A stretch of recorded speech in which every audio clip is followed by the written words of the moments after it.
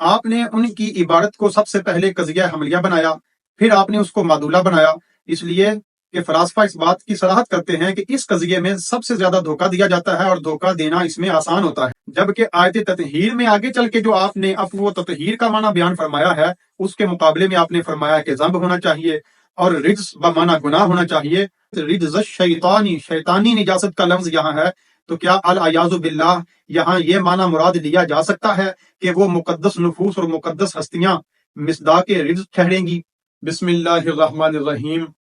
مولانا مفتی فضل احمد چشتی صاحب نے تصفیہ کی عبارت کو جہات ثلاثہ سے حل کرنے کی کوشش فرمائی ہے اور یہ ثابت کرنے کی کوشش کی ہے کہ امکان وقوع کو مستلزم ہے۔ امکان وقوعی کے قاعدے سے تاجدار گولڑا کے کلام سے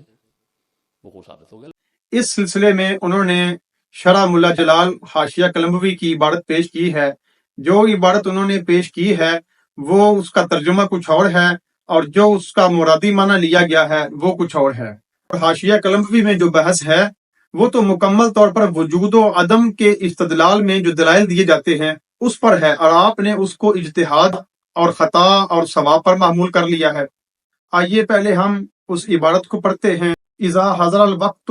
وتعین احد الجانبین من الوجود والعدم، جب دو جانبوں میں سے کسی ایک جانب کے وقت کا تعین ہو وجود و عدم میں سے،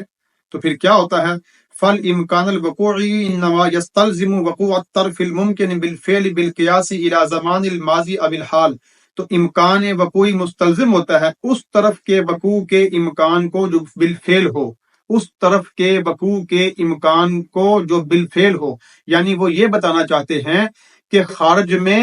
اس کا بالفعل وقوع ہو جانا یہ ممکن ہے، یہ نہیں کہہ رہے کہ وہ واقعتاً بالفعل ہو چکا ہے، یعنی یہ وہ وقوع کے امکان کو ثابت کر رہے ہیں نہ کہ خود وقوع کو ثابت کر رہے ہیں۔ چنانچہ چند سطریں اوپر آپ ملاحظہ فرمائیے، اس میں علامہ صاحب نے اس بات کا خود ہی رد فرما دیا ہے۔ وہ فرماتے ہیں کما فی قول الحکماء المشائیہ، حکماء مشائیہ کا قول ہے ان الجسم المتصل قابل للانفصال، بے شک جسم متصل انفصال کو قبول کرتا ہے، لئن یطرا علیہ الانفصال، کہ اس پر انفصال طاری ہوتا ہے اور وہ زائل ہوتا ہے، لا لئن یقبلہ ویتصف بہ، نہ یہ کہ جسم متصل انفصال کو قبول کرتا ہے اور انفصال کے ساتھ متصف ہوتا ہے، کیونکہ لامتناع اجتماع الاتصال والانفصال فی زمان واحد کالوجود والعدم، کیونکہ اتصال و انفصال کا ایک زمانے میں جمع ہونا ممتنع ہے، ایسے ہی جیسے وجود و عدم کی طرح۔ آگے پھر فرماتے ہیں وَأَمَّا مَا تَوَہَّمَهُ بَعْضُهُمْ، ہونا بہرحال وہ جو بعض مناطقہ نے یہاں یہ گمان کیا ہے، کیا گمان ہے؟ کہ ان الامکان الوقوعی یستلزم الوقوع بالفعل، کہ امکان وقوعی مستلزم ہے وقوع بالفعل کو۔ اس کے بارے میں وہ فرماتے ہیں فلا یحمل القبول علیہ، تو یہ قبول پر محمول نہیں کیا جائے گا، اذ لا اجماع علیہ، اس پر اجماع بھی نہیں ہے، بل مختلف فیہ، بلکہ اس میں اختلاف ہے، کما اشارہ علیہ بقولہ، جیسا کہ اس مناطقہ نے اس کی طرف اشارہ کیا ہے اپنے قول سے۔ آگے فرماتے ہیں واختلفوا الی آخرہ فتوہم فاسد، وہ تو اس کو توہم فاسد قرار دے رہے ہیں۔ آپ کے اس بیان کو کہ امکان وقوع کو مستلزم ہوتا ہے، اس کو تو وہ مناطقہ کا توہم قرار دے کر رد کر رہے ہیں۔ جس بات کو حاشیہ قلمبوی میں رد کیا جا رہا ہے اسی بات کو آپ بنائے استدلال بنا رہے ہیں، اور آپ نے خود ہی فرمایا کہ امکان کی 9-10 قسمیں ہیں، تو براہ کرم یہ بھی بتا دیجئے کہ امکان استعدادی کیا ہوتا ہے، اور امکان وقتی کیا ہوتا ہے، امکان وصفی کیا ہوتا ہے، اور امکان بالقوہ کیا ہوتا ہے۔ پھر آپ نے خود ہی فرمایا کہ ممکن جب موجود ہو تو واجب بالغیر ہوتا ہے، اور جب ممکن نہ ہو تو ممتنع بالغیر ہوتا ہے۔ یہ بھی فرما دیجئے کہ مرجو ممتنع بالغیر کیا ہوتا ہے، اور یہ بھی فرمائیں کہ ممکن کس وقت اور کس شکل میں ممتنع بالذات کو متلزم ہوتا ہے۔ اب آتے ہیں پیر مہر علی شاہ صاحب کی کتاب تصفیہ کی طرف۔ آپ نے ان کی عبارت کو سب سے پہلے قضیہ حملیہ بنایا، پھر آپ نے اس کو معدولہ بنایا، اس لیے کہ فلاسفہ اس بات کی صراحت کرتے ہیں کہ اس قضیے میں سب سے زیادہ دھوکہ دیا جاتا ہے اور دھوکہ دینا اس میں آسان ہوتا ہے، یہ اصل میں قضیہ ممکنہ تھا، اور قضیہ ممکنہ کی طبیعت یہ نہیں چاہتی کہ اس کے صادق آنے کے لیے خارج میں بھی اس موضوع کا کوئی وجود ہو، بلکہ وہ صرف وجود ذہنی کو چاہتی ہے، اور جو ممکن خارج میں ممکن ہے اس کا امکان بھی خارجی ہوتا ہے، اور جو ممکن ذہن میں ممکن ہوتا ہے اس کا امکان بھی ذہنی ہوتا ہے، نہ کہ خارجی، اور آپ نے اس امکان ذہنی کو خارجی بنا دیا۔ اور آپ نے پیر صاحب کی عبارت میں جو عفو و تطہیر ہے اس کا معنی بھی بیان فرمایا، اور یہ فرمایا کہ عفو ضروری نہیں کہ معصیت کے مقابلے پر ہی ہو،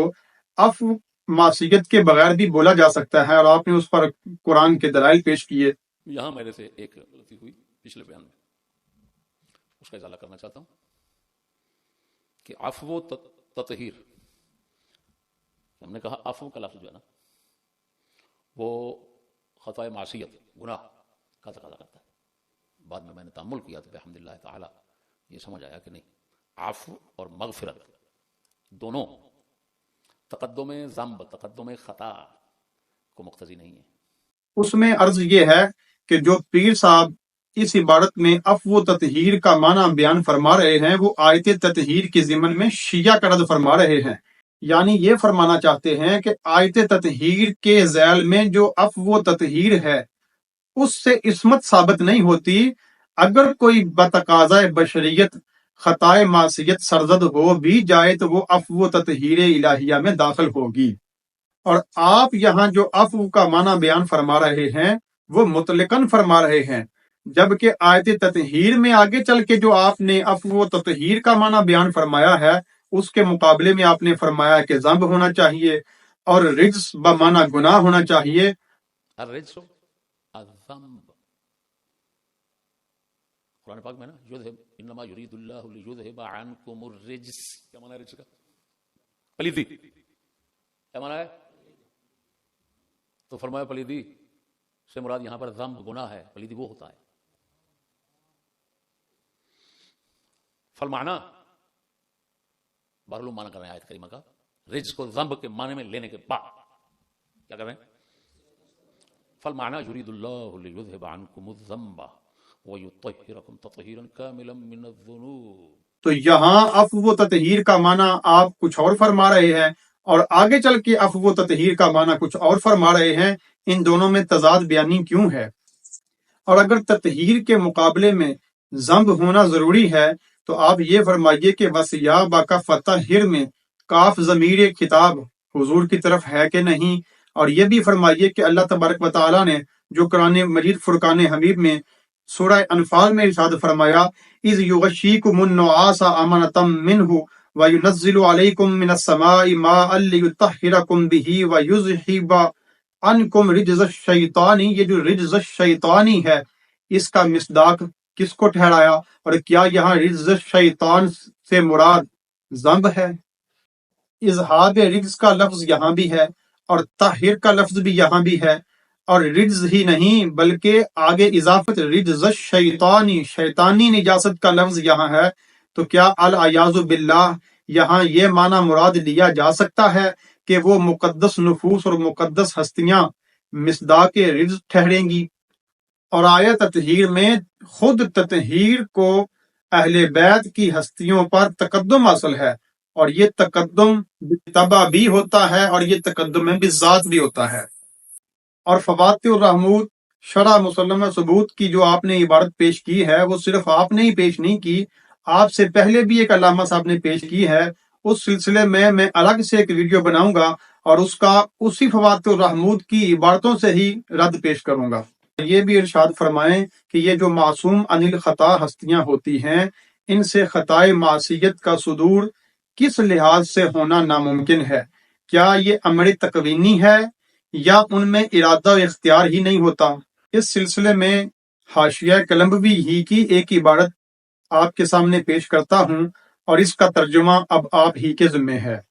حاشیہ قلمبوی میں ہے وَإِذَا قُلْتَ إِنْ أَمْكَنَ عدم الصفات امکن عدم الواجب کان کلاما کاذبا ووقوع عدم الصفات محال دون امکان ذلك العدم وبالجملة المستلزم لعدم الواجب الممتنع بالذات هو عدم الصفات لكن من حيث وقوع ذلك العدم لا من حيث إمكانه فلم يكن المستلزم للمحال إلا الممتنع ولو بالغیر فلا اشکال۔ براہ کرم حاشیے کی اس عبارت کو بھی سمجھا دیجئے۔ دعا ہے اللہ تبارک و تعالی ہم سب کو صحابہ اہل بیت کا سچا پکا غلام بنائے۔